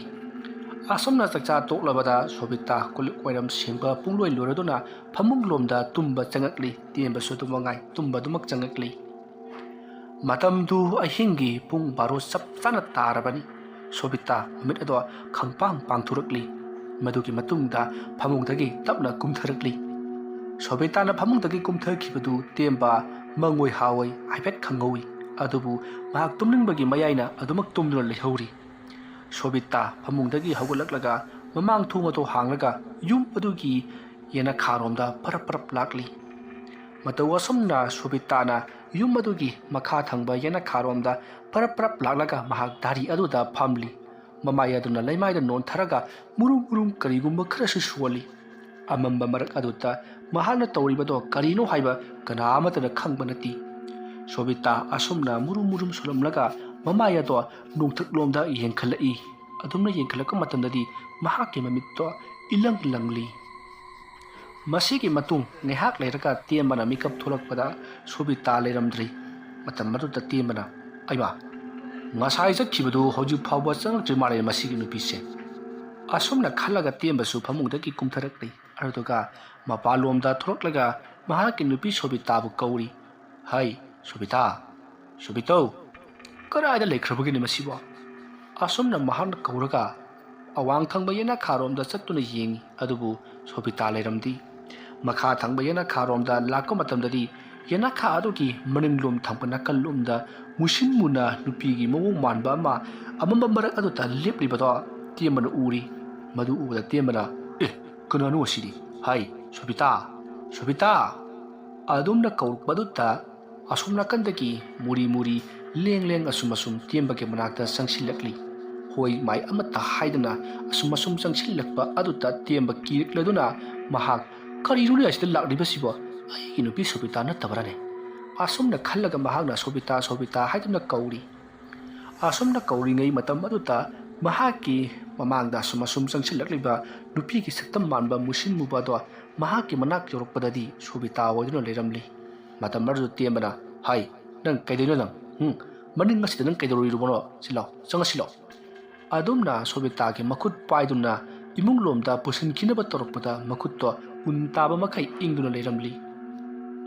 matam maru ta tiembana haiba lakusina inge kanu nasa buna maksuli sina kaidoroi ba ha hati kaidoroi nangbo as phane ka silo na su ida siri ha nati nangbo krai da leurage ba nangbo se law sanga silo phiron ga se to hongdok silo asumna tiembana hari ba khudi ma do sobita na hoi suaidi mai suaidi tiembada su yengdi yengkiba atopa mi yengamada adumak yengraga ma chumling chumne lepaga dumak leiri masidagi di tiembana mahakpu imunglomda pusilaklaga soliba phiburon punamak loina hongdok piri aduga tiembana phamungda tummo se haiduna mahakpu phamungda tumhalli sobita hoi mai amata haiduna phamung adutta sap tinduna tumlaga leiri tiembana phayup singkhat piduna mahakpu ningthina tumhalli aduga thungado lonsanba chatli matawa somna tiembana thungado hek lonsin khibaga thung adutta dong dong launa kanagumba amana thilai matam maruda tiemba khangprek khangduna thungado sat hangduklui adubu kana amata leramdi tiemba karigumba kharadi tawre haibase khalladuna mahak thungadu lonsalamlaga mahaki nupi sobita gi manakta parap parap laktuna makhoi ani do tuminnari matam maruda sobita mimit ado ilaw lawna pangthoklaga tumak kangkhal gi mathak adutta yengduna leiri tiembana kaidorobage nangbo ha namisu kupti che tumose asopna hairaga mamit ado mahaki khubakna nanthari masidagiri sobita mamit ado uisenkhre tiemba kariruni tawri basibo haiduna mahak taranga madal leiri asumna tawduna phajop chingkhat piraba matungda tuman traba matung tiembasu pung yenglubada pung ani khara henur leirambadagi mahaksu adumak tumthakre mathangi ayukni tiembana yahaurakpada sobita phamungda leiramdi swai lauduna mahak phamungdagi kumtharaklaga sobitabu poiko kauduna thirakli matam maduda sobita sumang lobdagi ho karino adu kana kauribadubo haiduna laurakli matam madu tiemba chentholaklaga his hai nangsi kaino mai tau tholekli handaksi ha kari torobono khangdi ha aibo ai kidoragi ai nati nang ngarang ahing mang khraga pungso chulaga lalibaduna karamain tawino bonangbo kaino haidubo aibu ngarang ahing kadai chachakige taijumni hai kaukchundari bro nangidubo aseng bagi naiba aigi phirojina kamai choi menu khangdi yungutu loinamak chulaga leirambadagi aina phawdu isine madu nang ngarang ahing lai sarubagi dine kari lai saruba haiba yare ase angang do skun chatnaba sai sing thung khogna tawro ai ne thabak ama chakadab lei ai pu hoi tang chalukhige kaidobano thabak ama tawse haraga ai kuiru oiro hei ai pu do ma tha ngamde haiba paw ma tai haipeta hangbiru dragadi yararoi ai amtang chalukhige ko asumna haram laga tiemba mapu subol hoigi mayumda satkhi matam madutta sobitana tiemna chakchakibado jamna munna yingduna lehori matam madutta tiembagi mamana haibadi sobitagi manim pokna hai kaidoragini nangbo adumna harakado sobita wakhal lapagum aha kaisi tawde deima ngarang su tiembana nangbu koiko kauraga thikibani aduga nabani dum changmin nakhrabani kaidorobano na aina ibungoda hangmasu khumamla amdene nati nabani bu ngarang saunabro saunadi ima pare ngasidi sakto khara ngalu chu chalu hoi asomna hairamlaga sobita imga dumak changkhri sobita gi hongak liba muwong mato wasi tiembagi mama sobita gi manim pok amadi makupuk nasu singnaba khara dumak leiribani somda na kamdauri tiemba parap asum lakpana mapu soloi gi mayum jorokli matam aduta tiembana ipu ai kanano ai imungda leiri sangau ipu kaidoroge isang ambidrabo kaisu tawdeda kayai ge nang lakpabo hawgala dabani aisu karino nang nganta laibasina ipu ai ipu ga wafam matang tanaja gedan laklibani kari wafam no ne ha arubo wafam gi mali ta hayo kaidoraba ipu namo nupi sobitasi Kayo may tawtaw rin eh. Kari imaw nupi Hay, isu nupi tuwi ni Masiri. Hoy ni po. Nasu nupi subitasi. Kayo may tawtaw rin. Ay ga maga sibu. Rasi pundra bara kanong taw rin po. Ay na nangonda nga haruay hay krabadudi. Laywaman ta na paba nupi hay basi. Kuna thangta makok to bera le rakani haidana. Hay, kari taw libano. Hayu tasi. Ngalinga sida laitin khoram dana laiwatilwa tawdana ngakso hogani dana pu nga semedana nga makuk se pro ta saba jani kayu le haisibo asengoni pu odegi ahing daga si hogulaga koi chali karai ta taslugo khangdi pungchu chulaga ketat bak leramba jani hai atai ri kari tawi atai ri ni pu khangda ma si ai go wari botai sanabda sune ai ngô daga sama misi khara khana jing jani pu ai na nango da hai ki baduni kona thangta hingcha bi saktam lawrakani haidana lai khoram da ba yararoi ai wafam ma nango da hai gi ai na khoram gaduri ba lai asina nawoi nakhoi ani gi tunggi punsida khwai di khudong thiba ama nanglat pasu yai aduga khudong thiba si nanglat khida basu yai Karigumada madu kiduna lai khoram hodaba tarabadi nahaki nupi ase soidana hingsabi haibadu oikigedori bani wari watai sanaba yararoi miruan tindaraklaroi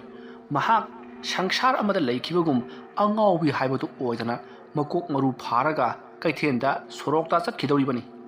mahaki machinda ahingba haiba ahingba se masi ngapta hainarakadori bani miyoi bai khoidi ahing basaba se kaya yadi maram maduna uhai wahi nattabada sahing ngahing chakhalak labadi mi ado koina punsi roi doribani siga doribani aduna ne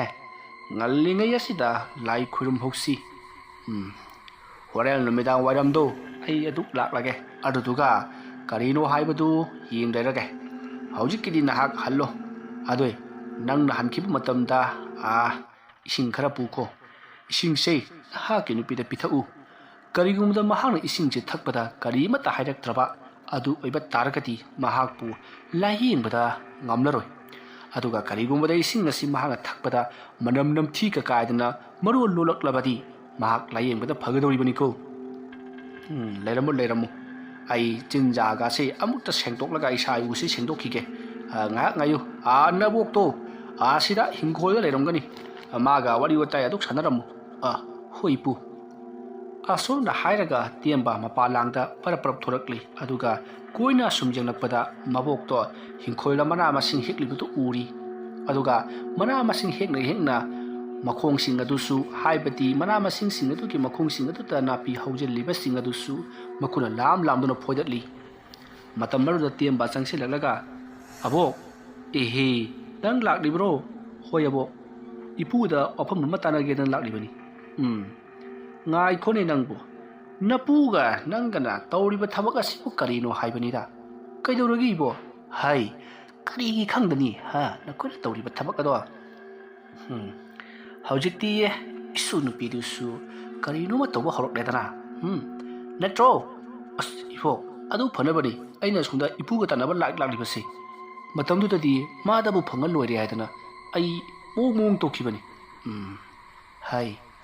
nakoi nupa singsinane apam pamda khalliba adumaina aikhoigisu apam pamda khajanabagi matam leiribani nakoi ne pamba mi khodimak aikoi na su pamgadabani haiba leiba natene tawri nakoi bo ki hongni karino tawbaidi se si payu khamen khara sikeda wanuibo paida payu ne ai wa haige munataw aina pot asinongon te piba matamda na hakna painingum paindagum tawridana sa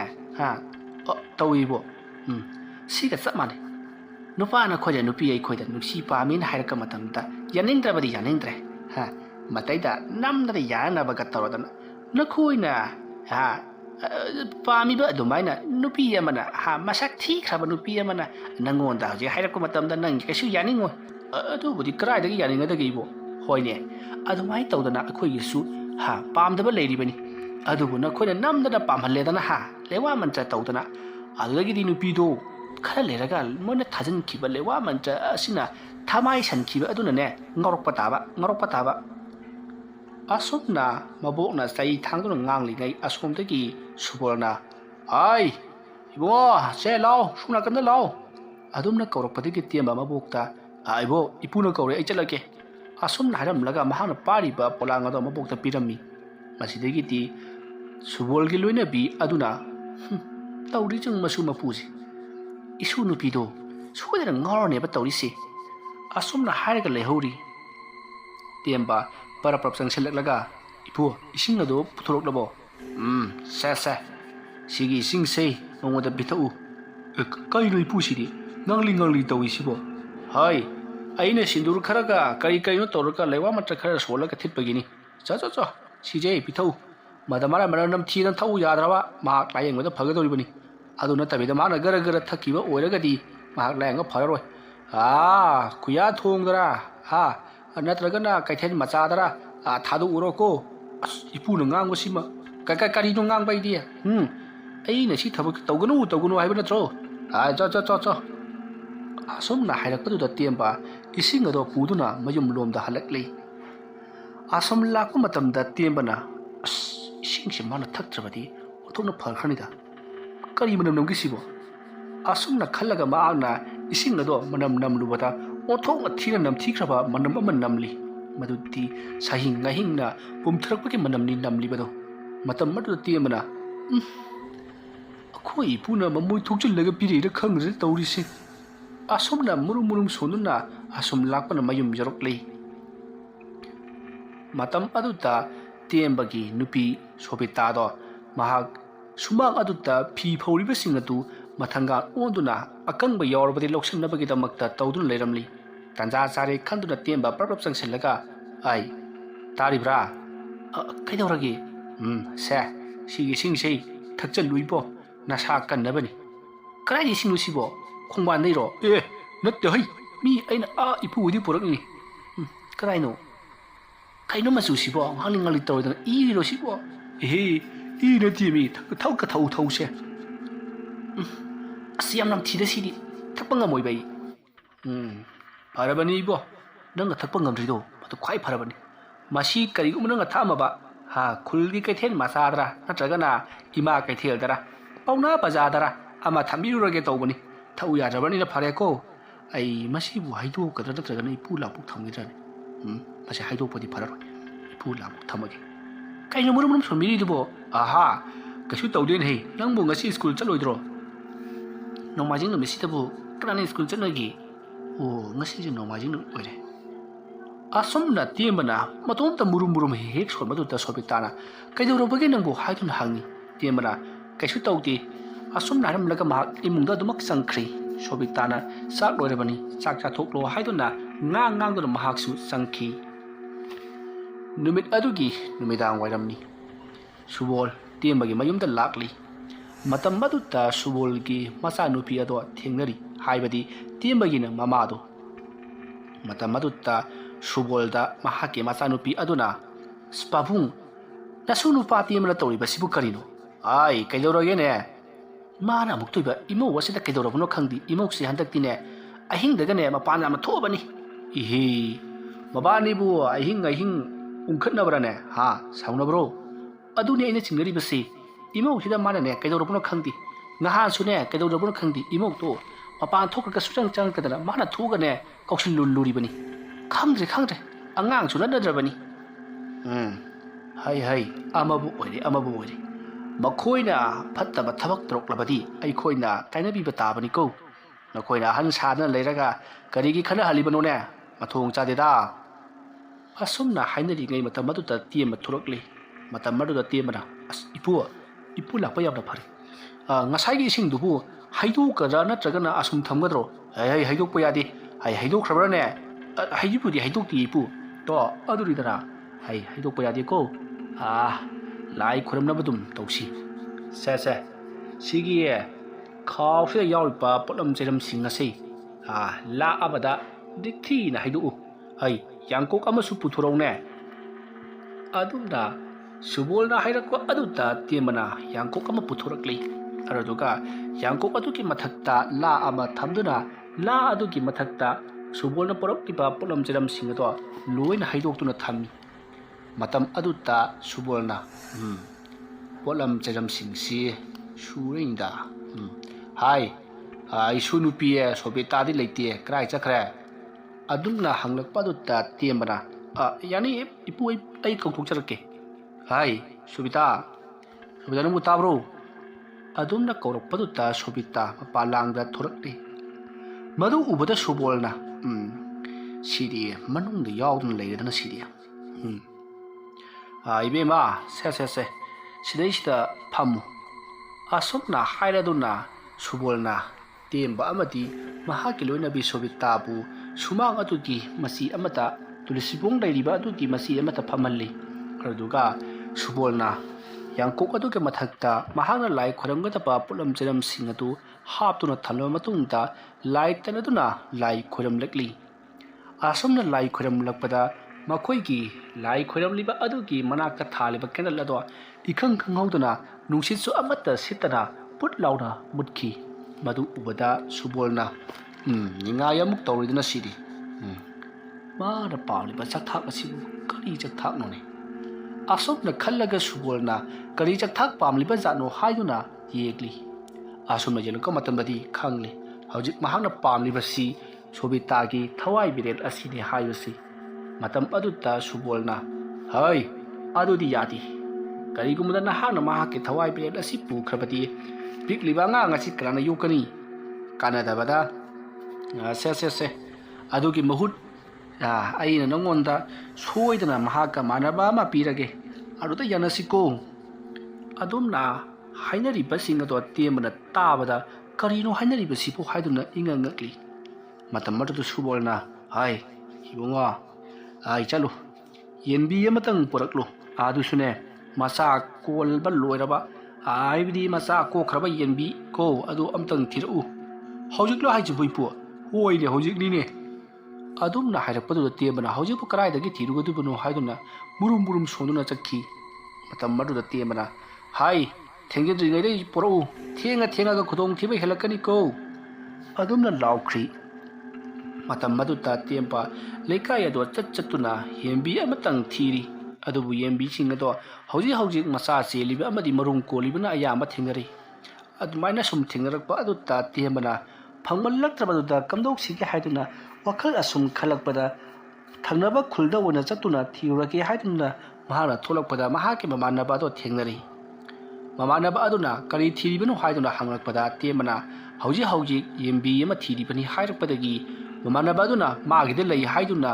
ꯃꯥꯒꯤ ꯌꯦꯟꯕꯤ ꯑꯗꯣ ꯃꯃꯥꯟꯅꯕ ꯇꯦꯝꯕꯗ ꯄꯤꯕꯤꯕꯗꯒꯤ ꯇꯦꯝꯕ ꯌꯥꯝꯅ ꯍꯔꯥꯎꯅ ꯂꯥꯏ ꯈꯣꯏꯔꯝꯐꯝ ꯑꯗꯨꯗ ꯂꯥꯛꯂꯤ ꯃꯃꯥꯟꯅꯕ ꯑꯗꯨꯁꯨ ꯌꯥꯎꯔꯛꯂꯤꯕꯅꯤ ꯃꯇꯝ ꯑꯗꯨꯗꯗꯤ ꯅꯨꯃꯤꯗꯥꯡꯒꯤ ꯄꯨꯡ 9 ꯈꯔ ꯍꯦꯟꯖꯤꯟꯈ꯭ꯔꯕꯅꯤ ꯃꯇꯝ ꯑꯗꯨꯗ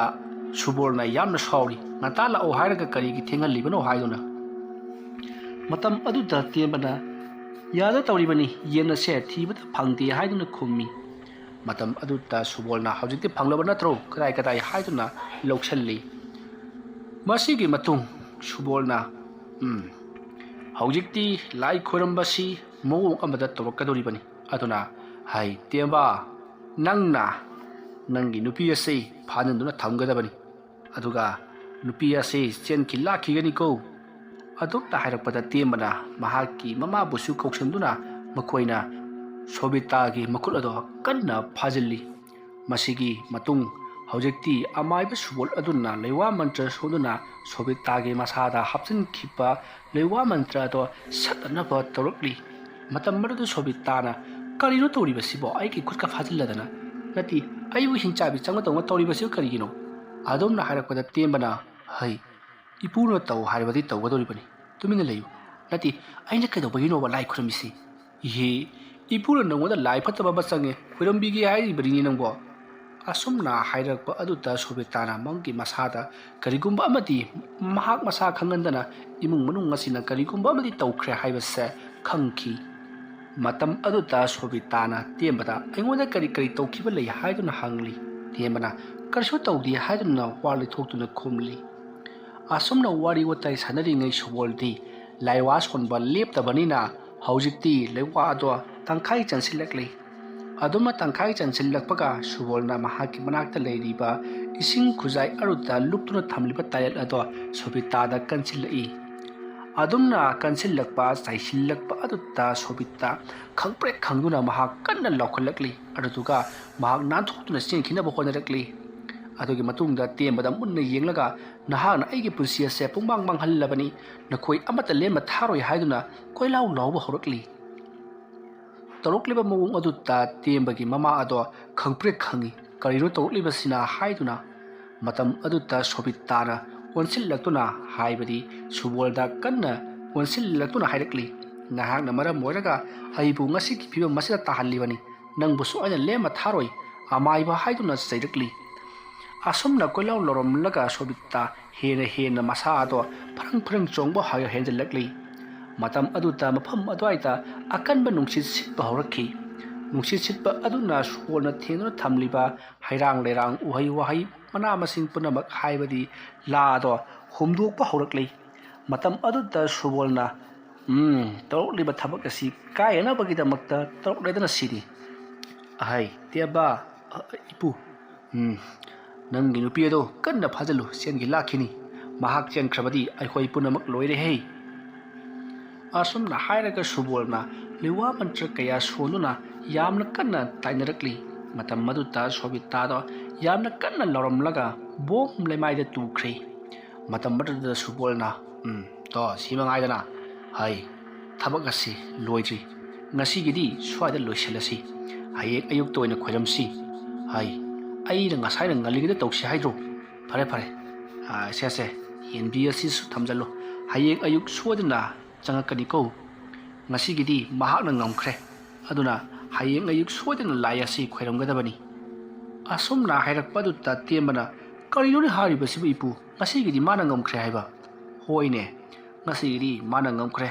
mokoiti thenga ga ahing oiraga sathiba helakadori bani phare ai amuk chalukhige polam chiram singse ningthina khomjallaga mangol kachina thamu aduga hayeng polam kharasu aina poraklaga ayuk to lai khoiram birage ko asun haram laga subol parap mayum lomda chakhrei temagi manaba adusu taw aiso muk chalugi ge haram laga satkrei matam do haukhri hojikti sobita temba amati makhoi imungi mi punamak sai sing chaba lorba matungda loinamak tumma changna khrabani sobita ngasai mahakna sumanga tawkhibado loinamak kauthokhrabani mahakna hek wanthakhiba matung ngahak lerka mahak gyan tarakhi mahakna gyan taraka matamda ngasai lai khoiram phamda mahakna khudu kunduna leikhiba adu phawgani mahakna ningsinglibasi maduki matung tarakpagidi mahak kari amata ningsinkhidrabani asumna tawduna makhoi do nungai tumna ringai ikhang khangogna sobita amit khangpang pangthorakhi mahakna mamit pangthorakpaga yum aduki kang khaduta kanagomba ama hik launa kappagi khonjal tabadagi sobita phamungdagi kumthaki sobita na phamungdagi hek kumthaki baga temba mamit khangpang pangthorakli aduga kadai dano haiduna hangli sobita hoi mai amatta haramdana phamungda kumthakraga kang kharomda sangkhri madu ubada temana karinune mana tawriba sibo haiduna mahak phallawna chongtharai aduga kang khada sangkhriba mahak nupiba makhut paiduna singthoke haiduna non tharubada mahak nupi ado mamit ilang na panglaga mamaya do laitharaga masam maduna jwai thadaraga tembada yengakli madu ubada temba khangprek khangi masa ado swai lauduna khangprek khangduna chongthurai aduga sobita haiduna kana lauri adomna kana laurpadu ta tembagi machanupa amati tembagi mapabu amati mamasu kedunaba yarogen he haiduna mukoi mathang changsilai matam madu temana sobita se kang khamanung changkhre hairi wafam madu tabada sobita ge machanupa adudi kibuna loiri matam madu temana sobita haiduna kauraga light kapsenduna kang khadudi yengi matam madu sobita do mamaya do palanomda onsillaga mahaki matung adunna kang khada yengakliba temba amati mayam singatuki mamairomda onsillatuna mahak leiri matam madu tembana sangsillaga sobita se thulo banangbo asumna haira makuttu pairaga phamung makha adutagi kang khadutagi chingthurai matam madu sobita mamit chitat wisenduna murum karino khara soli matam madu ta tembana karino mana soli basipo haiduna tapna mana thanginduna tari matam aduda Sobitana hairibasi aibu sijinnaraga karigi aigi takthakpidabano nakoi loinamak aina awaba pigani aduga nupi asisu kanba ngamloi haidana murum soli matam aduda tiembana kadobui ngamloi doribano aigi ipudo amaibani nangna ngamba yabro haiduna sairi matam aduda Sobitana mit ado khangpang pangthorolaga tiembati yengakli mamit ado gangsang ngangli ilangli madu ubada tiembagi mama amati mapa aduga tiembagi mahaki masanupa ado khangprek khangduna kanna lauduna karu ta ki chenthokri tiemba su du mangai mahak su khangprek khangduna mahake nupi Sobita bu lakna inthok lamlaga mahak su karu ta ki chenthori tawriyo mung adu ta Sobita hauna noktuna phamung adu ge mathakta kakhatkri aduga mahak long hipkhri madugi matung masa to long thek thekalakladuna haujikti lirungumna konsillaga masa to long thek laga phamung adu ta konkhatuna leiri saktam madu ubada mayam punambak kinabana loiri matam madu tiembana kairo siri leiwa aduna tawkiba sibu asumna long thek na boire kaino tori basiri masidi pura film daga yawba hingsabi mut pret tangkibadagi masa long thek tibu chap manare siri asumna matomta murum solibatu tiembagi mapabungna tari madu tabada tiembagi mapabungna kari leiwa mantra haiba hai nang na imo si kamdong na purakhi ha kamdong na purakhi bagi adum na hanglakpa du ta tiemana spabung matang chade ko asum na haidun na makoy do launari masiragi ti tiemana changchil laktuna Sobita ki manakta leplaga hai nang na suma tori basibu karigino ha nuti kaydoroge banangbo asum na hairaga long thek tuna leiriba maha ki nupi ki manaka changchinduna maha ki makhwang aduna long thek ka libato maha ka namtharui adum ne hek namtharubaga Sobita phamung aduda pam launa tasili aduga mahak amu wakhal taraktuna sor phunkale ari karino ma tawri haiduna amu murum solakli masa do na heri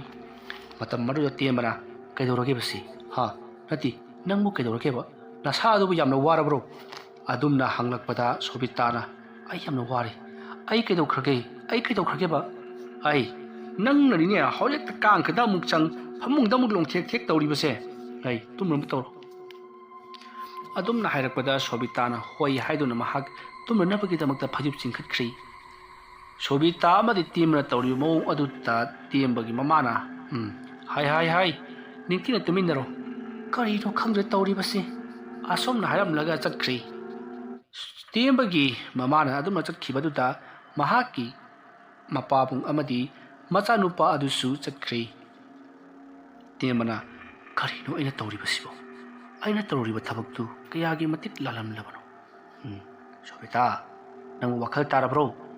asumna hairupa aduta Sobita do mamit ado khangpang pangthurakli aduga sat lekhatuna tiembage mangcham aduta melai makhori aduta adumna kanna mesen kiba aduta tiemba lawbu sungamda Sobita gi makut ado lawthokna bagida makta yamna kanna honari aduga makhong aduna phamung aduta budrung kauri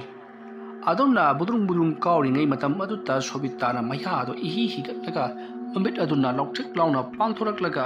tiembagi mangcham ado kanna metpa leptri mangcham lakchan kibana mahak umai me punama ngangsal lakli wabna su loiri maknaw adu su nabana loiri adumna tiembana phamung aduta budrung kawpatuta tiembagi mapabung mama amadi machanupa do kari torobage noibo haiduna amuk chensal lakpadadi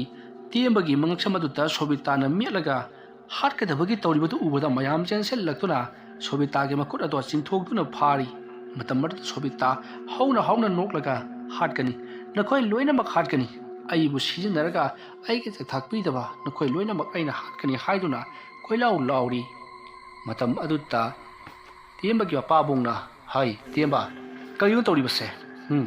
karino haibani da aikoi bo asumna tumdabida leirasi haibro adumna hairakpaduta tiemba kumpham khangdraduna aisu gyan tadre haiduna khumli aduga mahak loksu kanna khuri matam aduta tiembagi mapabung aduna pharene hojikti ha hai amabu ore hayeng no hek ngangaba aigina nuksina jaba aiga tinaba marup amalai magi satra mayam su leiribani mkhoi mayam tawraga amutang yengthokhansi asuma tawrabadi aikoi ahing tumma ngamloroi ko ꯑꯗꯨꯝꯅ ꯍꯥꯏꯔꯛꯄꯗ ꯇꯦꯝꯕꯅ ꯀꯩꯗꯧꯕꯒꯤ ꯑꯇꯣꯞꯄ ꯃꯥꯏꯕꯗ ꯌꯦꯡꯒꯗꯧꯔꯤꯕꯅꯣ ꯑꯩꯈꯣꯏꯒꯤ ꯏꯄꯨ ꯁꯨꯕꯣꯜ ꯂꯩꯔꯤꯕꯁꯤꯗꯤ ꯃꯉꯣꯟꯗ ꯌꯦꯡꯕ ꯌꯥꯒꯅꯤ ꯃꯥꯅꯁꯨ ꯍꯌꯦꯡ ꯑꯌꯨꯛ ꯂꯥꯏ ꯈꯣꯏꯔꯝꯕꯤꯒꯦ ꯍꯥꯏꯔꯝꯂꯤꯕꯗꯨꯗꯤ ꯑꯁꯨꯝꯅ ꯃꯈꯣꯏ ꯑꯃꯅ ꯑꯃ ꯉꯥꯡ ꯑꯃꯅ ꯑꯃ ꯉꯥꯡ ꯃꯔꯩ ꯌꯦꯠꯅꯔꯤꯉꯩ ꯃꯇꯝ ꯑꯗꯨꯗ ꯁꯣꯕꯤꯇꯥꯗꯣ ꯑꯃꯨꯛ ꯍꯧꯔꯛꯂꯤ ꯃꯍꯥꯛꯅ ꯍꯧꯅ ꯅꯣꯛꯂꯒ ꯃꯍꯥꯛ ꯃꯁꯥ ꯃꯇꯣꯝꯇ ꯖꯒꯣꯏ ꯀꯥꯁꯨ ꯁꯥꯔꯤ ꯑꯗꯨꯝꯅ ꯇꯧꯔꯛꯄꯗꯨꯗ ꯃꯌꯥꯝꯗꯣ ꯀꯤꯅꯕꯅ ꯂꯣꯏꯔꯕꯅꯤ ꯁꯣꯝꯗꯅ ꯀꯝꯗꯧꯔꯤ ꯇꯦꯝꯕꯒꯤ ꯃꯄꯨ ꯁꯨꯕꯣꯜꯗꯣ ꯃꯍꯥꯛꯁꯨ ꯁꯣꯝꯗ ꯁꯣꯕꯤꯇꯥꯅ ꯇꯧꯔꯤꯕ ꯄꯨꯝꯅꯃꯛ ꯑꯗꯣ ꯈꯔ ꯃꯈꯩꯗꯤ ꯈꯪꯕꯅꯤꯅ ꯂꯩꯋꯥ ꯃꯟꯇ꯭ꯔ ꯀꯌꯥ ꯁꯣꯜꯂꯛꯇꯨꯅ ꯁꯣꯕꯤꯇꯥꯕꯨ ꯅꯝꯊꯅꯕꯒꯤꯗꯃꯛꯇ ꯍꯣꯠꯅꯔꯛꯂꯤ ꯃꯇꯧ ꯑꯁꯨꯝꯅ ꯇꯧꯗꯨꯅ ꯍꯧꯖꯤꯛꯇꯤ ꯁꯣꯕꯤꯇꯥ ꯋꯥꯈꯜ ꯃꯥꯡꯗꯨꯅ ꯐꯃꯨꯡ ꯑꯗꯨꯗ ꯑꯃꯨꯛ ꯇꯥꯁꯤꯟꯈ꯭ꯔꯤ ꯃꯁꯤꯗꯒꯤꯗꯤ ꯃꯈꯣꯏꯁꯤꯡ ꯑꯗꯣ ꯃꯥꯒꯤ ꯀꯥꯗ ꯆꯠꯅꯈ꯭ꯔꯤ ꯁꯣꯕꯤꯇꯥ ꯍꯟꯗꯛꯃꯨꯛꯇꯤ ꯋꯥꯈꯜ ꯁꯨꯡꯇꯥ ꯇꯥꯔꯛꯈꯤꯗꯦ ꯅꯣꯡ ꯉꯥꯟꯐꯨꯝ ꯇꯧꯔꯛꯄ ꯃꯇꯝ ꯑꯗꯨꯋꯥꯏꯗ ꯁꯣꯕꯤꯇꯥ ꯃꯤꯀꯞ ꯊꯣꯔꯛꯂꯤ ꯃꯍꯥꯛꯅ ꯃꯤꯀꯞ ꯍꯦꯛ ꯊꯣꯛꯈꯤꯕꯒ ꯇꯦꯝꯕꯁꯨ ꯃꯍꯥꯛꯀꯤ ꯃꯇꯨꯡ ꯏꯟꯅꯔꯛꯂꯤ ꯃꯇꯝ ꯑꯗꯨꯗ ꯁꯣꯕꯤꯇꯥꯅ ꯑꯩꯅ ꯍꯟꯗꯛ ꯇꯧꯔꯤꯕ ꯃꯑꯣꯡ ꯑꯁꯤꯕꯨ ꯀꯔꯤ ꯑꯣꯏꯔꯕꯖꯥꯠꯅꯣ ꯏꯁꯥ ꯈꯪꯖꯗꯅ ꯇꯧꯔꯤꯕ ꯊꯕꯛ ꯑꯁꯤꯕꯨ ꯀꯔꯤꯅꯣ ꯑꯁꯨꯝꯅ ꯃꯊꯃꯣꯏꯗ ꯌꯥꯝꯅ ꯅꯨꯡꯉꯥꯏꯇꯅ ꯁꯣꯟꯖꯔꯤ ꯑꯗꯨꯒ ꯉꯥꯏꯍꯥꯛ ꯂꯩꯔꯒ ꯑꯃꯥꯏꯕ ꯁꯨꯕꯣꯜꯁꯨ ꯂꯥꯛꯂꯤ ꯑꯗꯨꯒ ꯂꯥꯏ ꯑꯗꯣ ꯈꯣꯏꯔꯝꯅꯅꯕꯒꯤꯗꯃꯛꯇ ꯍꯥꯏꯔꯤ ꯃꯁꯤꯗꯒꯤꯗꯤ ꯌꯨꯝ ꯑꯗꯨꯗ ꯂꯩꯔꯤꯕ ꯃꯤ ꯄꯨꯝꯅꯃꯛ ꯃꯊꯪ ꯊꯣꯛꯂꯛꯇꯨꯅ ꯂꯥꯏ ꯈꯣꯏꯔꯝꯕ ꯑꯗꯨꯗ ꯌꯥꯎꯅꯕꯒꯤꯗꯃꯛꯇ ꯁꯦꯝ ꯁꯥꯔꯛꯂꯤ ꯃꯇꯧ ꯑꯁꯨꯝꯅ ꯇꯧꯗꯨꯅ ꯁꯨꯕꯣꯜꯅ ꯂꯥꯏ ꯈꯣꯏꯔꯝꯅꯕꯒꯤꯗꯃꯛꯇ ꯁꯦꯝ ꯁꯥꯕ ꯄꯨꯡꯂꯣꯏ ꯂꯣꯏꯁꯤꯜꯂꯛꯄꯗ ꯅꯣꯡꯁꯨ ꯐꯖꯅ ꯉꯥꯟꯊꯣꯔꯛꯂꯤ ꯅꯣꯡ ꯉꯥꯜꯂꯕꯅꯤꯅ ꯃꯌꯥꯝꯁꯨ ꯀꯤꯕꯗꯣ ꯈꯔꯗꯤ ꯃꯈꯩꯗꯤ ꯐꯅꯔꯕꯅꯤ ꯑꯁꯨꯝꯅ ꯇꯧꯗꯨꯅ ꯍꯧꯖꯤꯛ ꯑꯃꯥꯏꯕ ꯁꯨꯕꯣꯜꯅ ꯌꯦꯟ ꯑꯗꯨꯒꯤ ꯃꯀꯣꯛ ꯑꯗꯨꯗ ꯑꯉꯧꯕ ꯔꯣꯁ ꯑꯃꯅ ꯇꯣꯞ ꯐꯨꯗꯨꯅ ꯂꯩꯋꯥ ꯈꯔ ꯁꯣꯜꯂꯒ ꯌꯦꯟꯕꯤ ꯑꯗꯣ ꯊꯥꯗꯣꯛꯈ꯭ꯔꯤ ꯌꯦꯟꯕꯤ ꯑꯗꯣ ꯃꯅꯤꯡ ꯇꯝꯅ ꯀꯣꯏꯆꯦꯟ ꯆꯦꯟꯗꯨꯅ ꯆꯠꯈꯤ ꯃꯗꯨꯒꯤ ꯃꯇꯨꯡꯗ ꯑꯃꯥꯏꯕ ꯁꯨꯕꯣꯜ ꯑꯗꯨꯅ ꯂꯥꯎ ꯏꯕꯦꯝꯃ ꯁꯣꯕꯤꯇꯥ ꯂꯥꯎ ꯏꯁꯨꯕꯨ ꯀꯨꯏꯅ ꯅꯥꯕ ꯌꯥꯕ꯭ꯔꯗ ꯑꯁꯨꯝꯅ ꯍꯥꯏꯔꯒ ꯃꯍꯥꯛꯅ ꯌꯦꯟ ꯑꯗꯨꯒꯤ ꯃꯀꯣꯛꯇ ꯄꯣꯞ ꯊꯥꯈꯤꯕ ꯑꯉꯧꯕ ꯔꯣꯁ ꯑꯗꯨꯅ ꯁꯣꯕꯤꯇꯥꯒꯤ ꯃꯔꯥꯏꯕꯛꯇꯁꯨ ꯄꯣꯞ ꯊꯥꯈꯤ ꯑꯗꯨꯝꯅ ꯄꯣꯞ ꯊꯥꯕ ꯑꯗꯨꯗ ꯁꯣꯕꯤꯇꯥ ꯃꯀꯣꯛ ꯑꯗꯨ ꯄꯥꯏꯗꯨꯅ ꯉꯥꯏꯍꯥꯛꯇꯪ ꯆꯩꯅꯥꯈꯣꯟ ꯈꯥꯡꯂꯤ ꯃꯁꯤꯒꯤ ꯃꯇꯨꯡꯗ ꯁꯣꯕꯤꯇꯥ ꯃꯍꯥꯛ ꯂꯣꯛ ꯌꯥꯝꯅ ꯈꯨꯈꯤ ꯑꯗꯨꯒꯤꯁꯨ ꯃꯊꯛꯇ ꯃꯍꯥꯛ ꯑꯣꯅꯤꯡꯉꯤ ꯍꯥꯏꯗꯨꯅ ꯃꯍꯥꯛ ꯖꯒꯥ ꯑꯃꯗ ꯌꯥꯝꯅ ꯀꯟꯅ ꯍꯟꯗꯣꯛꯈꯤ ꯑꯁꯨꯝꯅ ꯇꯧꯕ ꯄꯨꯡꯂꯣꯏ ꯂꯣꯏꯁꯤꯜꯂꯛꯂꯕꯗ ꯇꯦꯝꯕꯅ ꯑꯣꯟꯁꯤꯟꯗꯨꯅ ꯁꯨꯕꯣꯜꯅ ꯍꯥꯏ ꯇꯦꯝꯕ ꯅꯍꯥꯛꯅ ꯁꯣꯕꯤꯇꯥꯗ ꯇꯧꯈꯤꯕ ꯄꯨꯝꯅꯃꯛ ꯑꯗꯨ ꯍꯧꯖꯤꯛ ꯃꯌꯥꯝ ꯃꯃꯥꯡ ꯑꯁꯤꯗ ꯂꯣꯏꯅꯃꯛ ꯍꯥꯏꯗꯣꯛꯂꯣ ꯑꯗꯨꯒ ꯊꯕꯛ ꯑꯗꯨ ꯂꯣꯏꯁꯤꯟꯕꯒꯤ ꯃꯇꯝ ꯌꯧꯔꯦꯀꯣ ꯑꯗꯨꯝꯅ ꯍꯥꯏꯔꯛꯄꯗ ꯇꯦꯝꯕꯅ ꯁꯣꯕꯤꯇꯥꯗ ꯌꯦꯡꯗꯨꯅ ꯃꯍꯥꯛꯅ ꯃꯃꯥꯡꯊꯛꯇ ꯂꯥꯏ ꯇꯤꯟꯀꯌꯥ ꯁꯥꯟꯅꯗꯨꯅ ꯂꯩꯋꯥ ꯃꯟꯇ꯭ꯔ ꯀꯌꯥ ꯂꯩ ꯑꯗꯨꯗ ꯁꯣꯟꯖꯤꯜꯂꯒ ꯃꯍꯥꯛꯀꯤ ꯃꯅꯪꯒꯟꯗ ꯊꯥꯗꯨꯅ ꯃꯍꯥꯛꯄꯨ ꯐꯥꯔꯛꯈꯤꯕꯅꯤ ꯍꯥꯏꯕꯒꯤ ꯋꯥꯔꯝ ꯄꯨꯝꯅꯃꯛ ꯁꯣꯕꯤꯇꯥ ꯑꯃꯗꯤ ꯂꯩꯔꯤꯕꯁꯤꯡ ꯑꯗꯨꯗ ꯈꯪꯍꯜꯂꯤ ꯑꯗꯨꯝꯅ ꯈꯪꯍꯜꯂꯨꯕꯗ ꯁꯣꯕꯤꯇꯥꯗꯤ ꯃꯩ ꯍꯧꯅ ꯁꯥꯎꯈ꯭ꯔꯤ ꯅꯍꯥꯛꯅ ꯑꯗꯨꯝꯅ ꯑꯩꯉꯣꯟꯗ ꯂꯩꯋꯥ ꯃꯟꯇ꯭ꯔ ꯁꯤꯖꯤꯟꯅꯗꯨꯅ ꯇꯧꯕꯗꯒꯤꯅꯤ ꯑꯩꯅ ꯉꯁꯤ ꯑꯋꯥꯐꯝꯗ ꯇꯥꯔꯤꯕꯁꯤ ꯍꯥꯏꯗꯨꯅ ꯌꯥꯝꯅ ꯀꯟꯅ ꯁꯥꯎꯈꯤ ꯄꯨꯟꯁꯤ ꯆꯨꯞꯄ ꯅꯕꯨꯛꯆꯦꯜ ꯄꯤꯛꯄ ꯅꯨꯄꯤꯕꯨ ꯐꯥꯔꯒ ꯂꯧꯒꯅꯤ ꯈꯟꯕ ꯅꯪꯒꯤ ꯅꯅꯥꯛꯇ ꯂꯩꯒꯗꯕ ꯅꯠꯇꯦ ꯍꯥꯏꯔꯝꯂꯒ ꯄꯣꯠ ꯆꯩ ꯂꯣꯏꯁꯤꯟꯗꯨꯅ ꯈꯥꯝꯕ ꯌꯥꯗꯅ ꯁꯣꯕꯤꯇꯥ ꯑꯗꯨꯃꯛ ꯃꯄꯥꯝꯗ ꯆꯠꯈꯤ ꯇꯧꯔꯤꯕ ꯃꯑꯣꯡ ꯑꯁꯤꯗ ꯁꯨꯕꯣꯜ ꯀꯔꯤꯁꯨ ꯍꯥꯏꯗꯅ ꯐꯔꯦ ꯍꯥꯏ ꯃꯥꯅ ꯁꯥꯎꯔꯤꯕꯁꯤ ꯉꯥꯏꯍꯥꯛꯀꯤꯅꯤ ꯍꯧꯖꯤꯛ ꯅꯈꯣꯏ ꯑꯉꯥꯡ ꯑꯃꯠꯇ ꯅꯠꯇ꯭ꯔꯕ ꯃꯇꯝ ꯑꯁꯤꯗ ꯉꯥꯏꯍꯥꯛꯀꯤ ꯁꯥꯎꯖꯔꯤꯕ ꯍꯥꯏꯗꯨꯅꯤ ꯍꯣꯔꯦꯟ ꯉꯥꯏꯍꯥꯛ ꯂꯩꯔꯒ ꯂꯧꯕꯤꯔꯨꯆꯣꯀꯣ ꯑꯁꯨꯝꯅ ꯍꯥꯏꯔꯝꯂꯒ ꯁꯨꯕꯣꯜꯗꯤ ꯃꯌꯨꯝꯂꯣꯝꯗ ꯑꯗꯨꯃꯛ ꯆꯠꯈ꯭ꯔꯤ ꯃꯁꯤꯒꯤ ꯃꯇꯨꯡ ꯅꯨꯡꯊꯤꯜ ꯅꯨꯃꯤꯗꯥꯡ ꯋꯥꯏꯔꯝꯗ ꯇꯦꯝꯕꯅ ꯁꯣꯕꯤꯇꯥꯒꯤ ꯃꯅꯥꯛꯇ ꯂꯥꯛꯇꯨꯅ ꯑꯩꯅ ꯅꯪꯕꯨ ꯊꯃꯣꯏ ꯁꯦꯡꯅ ꯅꯨꯡꯁꯤꯃꯟꯕꯗꯨꯅ ꯊꯕꯛ ꯑꯁꯦ ꯇꯧꯔꯤꯕꯅꯤ ꯑꯩ ꯂꯥꯟꯈ꯭ꯔꯦ ꯍꯥꯏꯗꯨꯅ ꯀꯅꯥ ꯎꯗ꯭ꯔꯤꯉꯩ ꯃꯇꯝ ꯑꯗꯨꯗ ꯇꯦꯝꯕꯅ ꯁꯣꯕꯤꯇꯥꯒꯤ ꯃꯈꯣꯡꯗ ꯃꯁꯥꯗꯣ ꯁꯥꯡꯅ ꯇꯤꯡꯊꯣꯛꯇꯨꯅ ꯈꯨꯔꯨꯝꯂꯤ ꯇꯦꯝꯕꯒꯤ ꯃꯑꯣꯡ ꯑꯗꯨꯗ ꯁꯣꯕꯤꯇꯥ ꯅꯣꯛꯅꯤꯡꯂꯛꯂꯗꯨꯅ ꯍꯧꯅ ꯅꯣꯛꯊꯣꯛꯂꯨꯔꯤ ꯇꯦꯝꯕꯁꯨ ꯑꯗꯨꯅꯦ ꯍꯥꯏꯕ ꯑꯩꯒ ꯅꯪ ꯅꯨꯡꯁꯤꯗ꯭ꯔꯒꯕꯨ ꯑꯩꯅ ꯉꯁꯤ ꯇꯧꯔꯤꯕ ꯊꯕꯛꯁꯤ ꯇꯧꯔꯝꯈꯤꯗ꯭ꯔꯣ ꯑꯁꯨꯝꯅ ꯃꯈꯣꯏ ꯑꯅꯤꯗꯣ ꯋꯥꯔꯤ ꯋꯥꯇꯥꯏ ꯁꯥꯟꯅꯗꯨꯅ ꯍꯧꯖꯤꯛꯇꯤ ꯇꯦꯝꯕꯒꯤ ꯃꯌꯨꯝꯂꯣꯝꯗ ꯁꯣꯕꯤꯇꯥ ꯍꯜꯂꯛꯈꯤ ꯁꯣꯕꯤꯇꯥꯁꯨ ꯍꯧꯖꯤꯛꯇꯤ ꯑꯍꯜ ꯑꯣꯏꯁꯤꯜꯂꯛꯂꯤ ꯃꯆꯥ ꯌꯥꯎꯔꯤ ꯃꯗꯨꯒꯤꯁꯨ ꯃꯊꯛꯇ ꯍꯧꯖꯤꯛ ꯑꯃꯨꯛ ꯈꯥꯏꯅꯗꯨꯅ ꯀꯔꯤꯕꯨ ꯀꯟꯅꯔꯨꯒꯗꯣꯏꯅꯣ ꯄꯨꯟꯁꯤ ꯍꯥꯏꯕꯁꯤꯗꯤ ꯄꯨꯟꯁꯤꯅꯤ ꯑꯩꯒꯤ ꯂꯥꯏꯕꯛꯇ ꯁꯨꯝ ꯊꯣꯛꯎ ꯍꯥꯏꯗꯨꯅ ꯇꯝꯈꯤꯕꯅꯅꯤ ꯍꯥꯏꯗꯨꯅ ꯃꯍꯥꯛ ꯄꯦꯟꯊꯣꯛꯅ ꯇꯦꯝꯕ ꯑꯃꯗꯤ ꯃꯆꯥ ꯑꯗꯨꯒ ꯅꯨꯡꯉꯥꯏ ꯌꯥꯏꯕꯤ ꯃꯔꯥꯡ ꯀꯥꯏꯅ ꯄꯥꯟꯈꯤ ꯋꯥꯔꯤ ꯑꯁꯤ ꯃꯇꯥꯡ ꯑꯁꯤꯗ ꯂꯣꯏꯁꯤꯟꯖꯔꯤ ꯋꯥꯔꯤ ꯑꯁꯤ ꯄꯥꯊꯣꯛꯆꯕ ꯃꯇꯝꯗ ꯁꯣꯏꯈꯤꯂꯥꯟꯈꯤꯕ ꯋꯥꯍꯩ ꯋꯥꯇꯥ ꯈꯤꯕꯤꯛ ꯇꯥꯕꯤꯔꯤꯕ ꯄꯨꯝꯅꯃꯛꯅ ꯄꯨꯛꯆꯦꯜ ꯆꯥꯎꯅ ꯉꯥꯛꯄꯤꯒꯅꯤ ꯃꯌꯥꯝꯕꯨ ꯑꯔꯣꯏꯕꯗ ꯑꯃꯨꯛꯀ ꯍꯟꯅ ꯈꯨꯔꯨꯝꯖꯔꯤ